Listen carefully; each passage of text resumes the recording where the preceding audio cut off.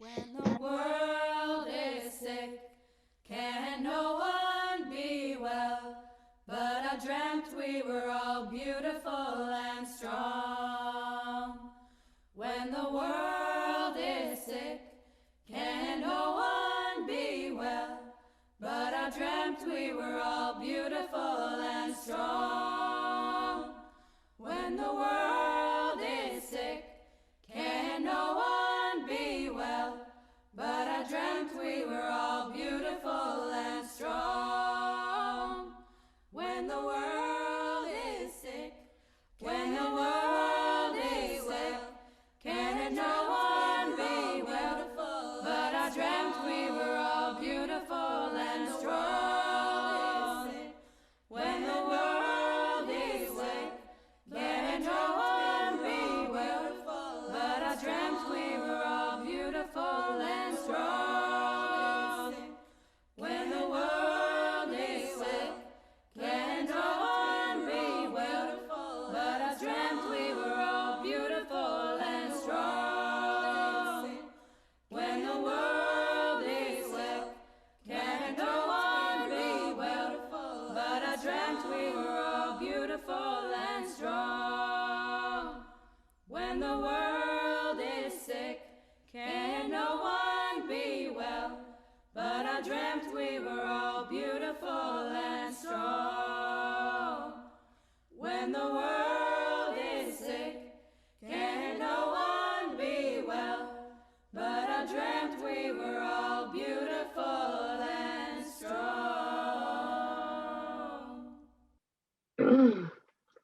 Welcome to the Sunday service for the Unitarian Universalist Church of Meadville. We continue to offer our financial gifts to sustain the church and its work in the community. And if you wish to donate electronically, you can do so on the church website or send checks directly to the church. I want everyone to know that we will be having a continuation of the Cynthia Burton estate sale this Friday and Saturday at my house, and anyone who would like to help out is more than welcome to do so. This month's Share the Plate recipient is the Meadville Area Teen Lounge. Let's take a few minutes to greet one another and say hello. Hello, everyone. Hi, everybody. Hello, everybody. Hello, everyone. Hello. Hello. Hi. You might be able to do that in unison someday. Why would we want to? Good point. The opening words this morning are from the late French Jesuit priest Pierre Teilhard de Chardin. And he was a philosopher, a paleontologist, an archaeologist, and a theologian, and he got himself into serious trouble with the Vatican and was banished to Mongolia, I think, at one point. And he had some very intriguing ideas about spiritual evolution. And this is what he said: love is a sacred reserve of energy. It is like the blood of spiritual evolution.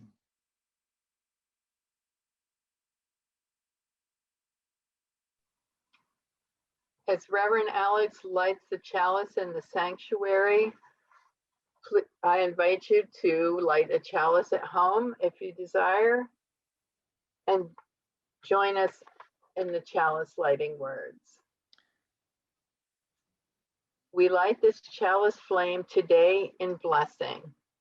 Blessed is the sky and all that is warm and filled with light. Blessed is the air and all that is open and free. Blessed is the earth and all that is steady and firm.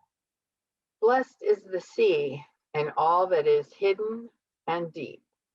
May these blessings light our way. And please join me at home in our affirmation of covenant and mission.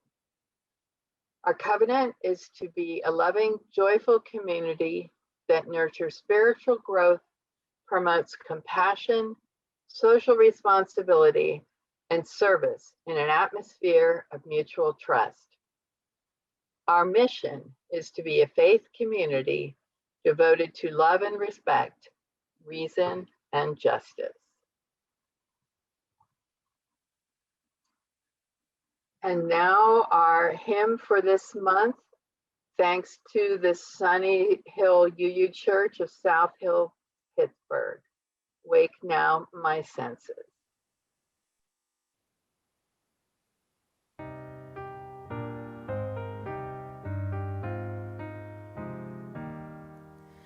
Wake now my senses and hear the earth call.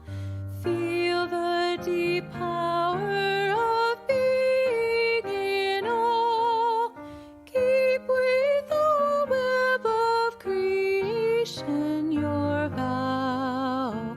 Giving, receiving as love shows us how. Wake now my reason, reach out to the new. Join with each pilgrim who quests for the true. Honor the beauty and wisdom of time. Suffer thy limit and praise the sublime. Wake now, compassion, give heed to the cry. Voices of suffering fill the wide sky. Take as your neighbor both stranger and friend, praying and striving their hardship to end. Wake now my conscience, with justice thy guide. Join with all people whose rights are denied. Take not for granted a privileged place. God's love embraces the whole human race. Wake now my vision of ministry clear. Brighten my pathway with radiance here. Mingle my calling with all who will share. Work toward a planet transformed by our care.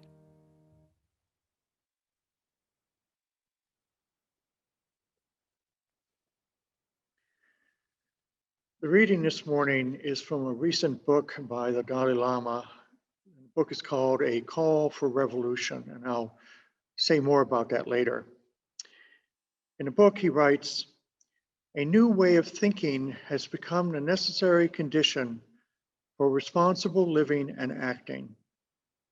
If we maintain obsolete values and beliefs, a fragmented consciousness and self-centered spirit, we will continue to hold on to outdated goals and behaviors." The question for the breakout rooms today will be, do you find anything optimistic about the climate crisis?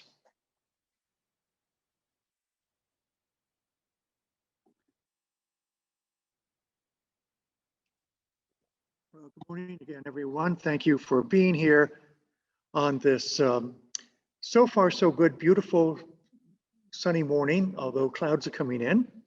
I hope you have an enjoyable rest of the day. Perhaps you remember the service that Amy presented about a month ago called 3 Reasons to Love the Pandemic and 3 Reasons to Hate It.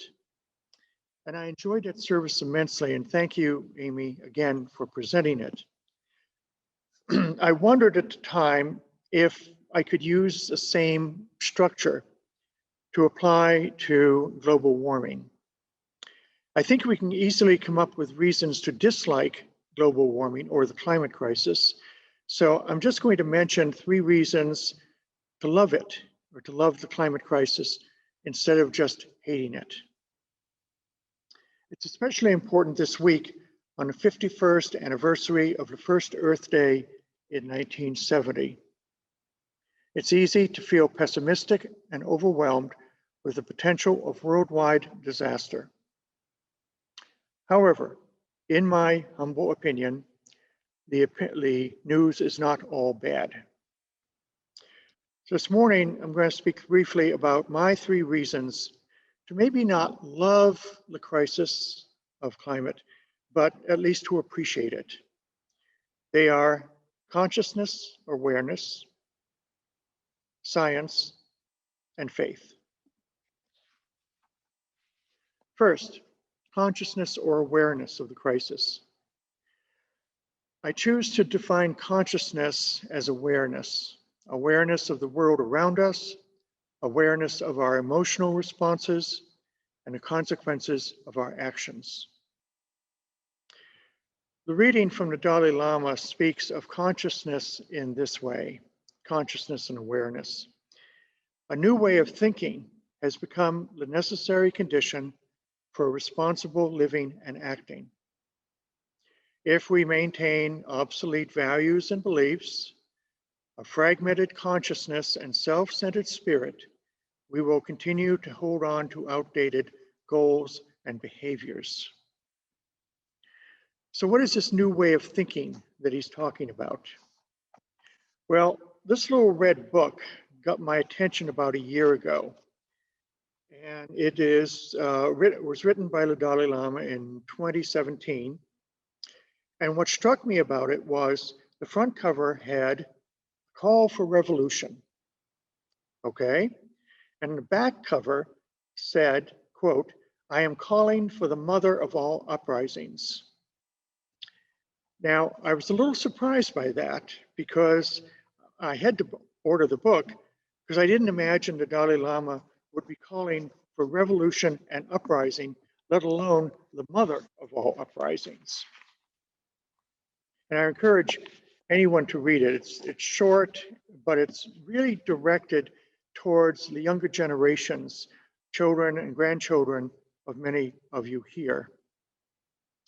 His hope was to encourage young people especially to think of radical change, and a radical change towards compassion, which we might otherwise call love. One of those people later on, Greta Thunberg, began solo vigils in Sweden in 2018. And we know how her efforts spread among children, teens, and young adults, as well as to other generations all around the world until the pandemic came a year ago. So what is the revolution that he's calling for? It's a revolution of compassion or love in millions of small actions, mostly invisible, but collectively changing the world away from materialism and greed. So that's awareness, consciousness. What about science? Well, we know that science has gotten a bad reputation in this country, at least, for some years. And yet, it was science and observation that resulted in Rachel Carson's seminal book, Silent Spring, in 1962. It was science that began to measure the CO2 levels in the atmosphere and the warnings of climate change by James Hansen in 1988 when he testified in a hearing before Congress. Science got us to the moon and resulted in the famous picture Earthrise on Christmas Eve, 1968. And that particular photo has become one of the most important environmental symbols in the world. And it reminded people, especially Unitarian Universalists, that we are indeed all connected.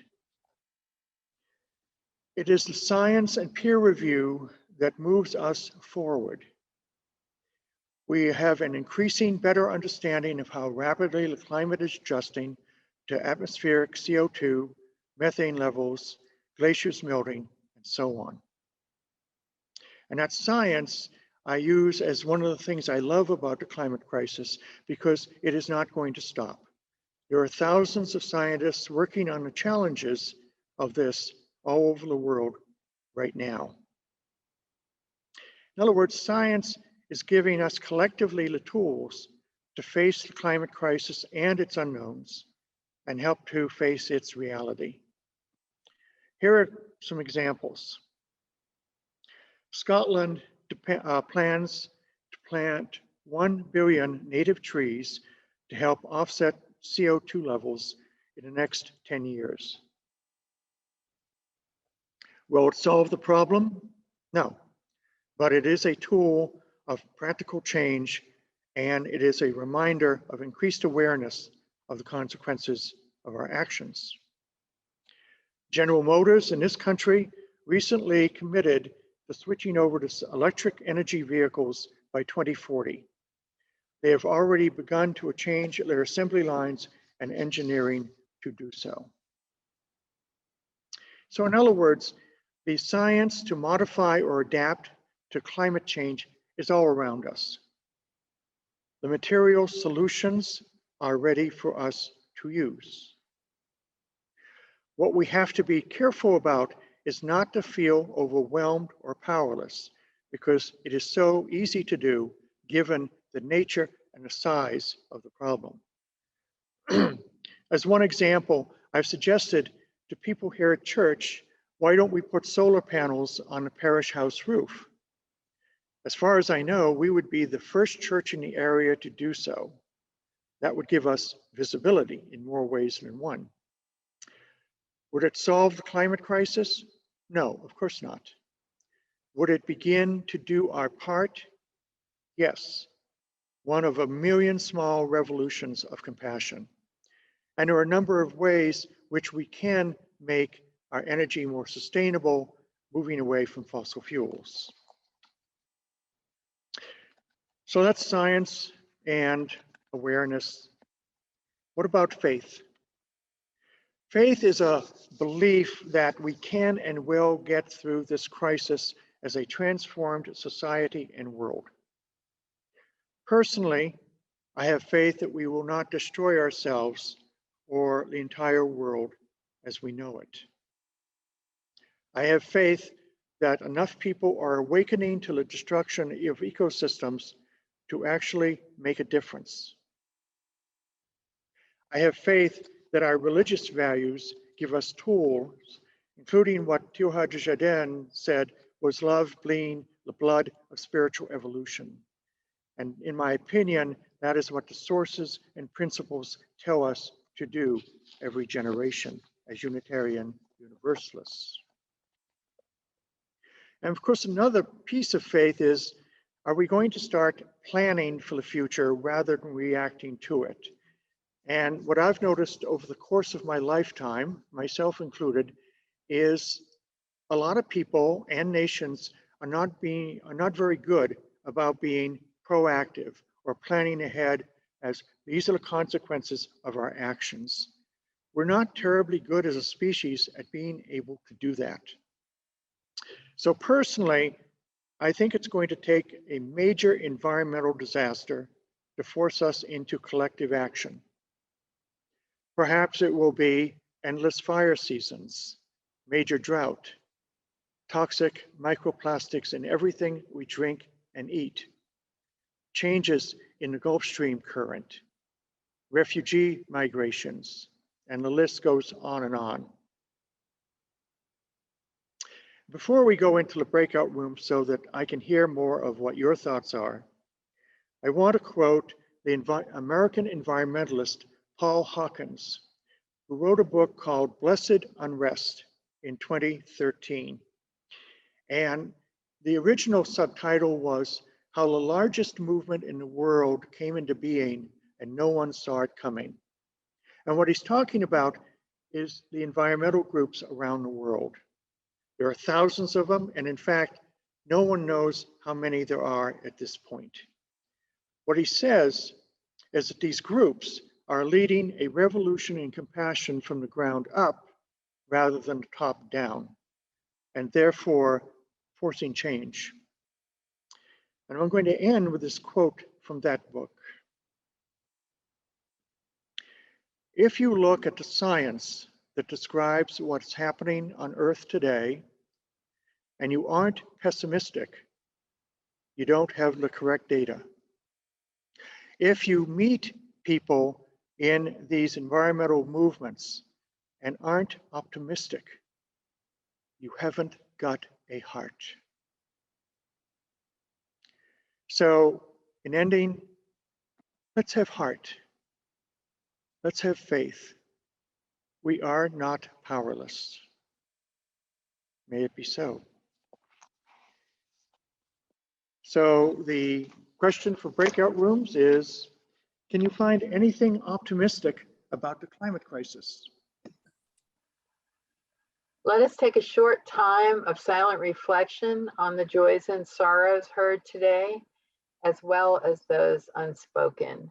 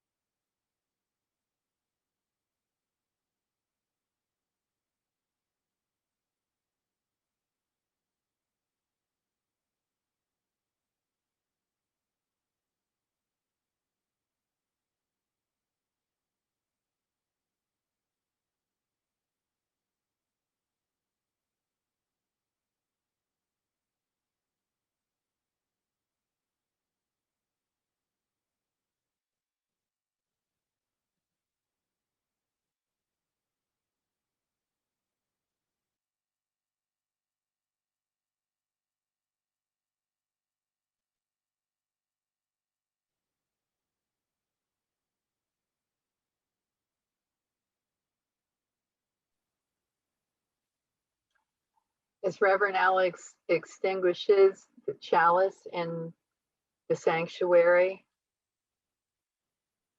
let us join in the chalice extinguishing words by Denise Crawley.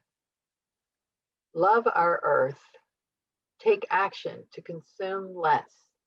Use less energy.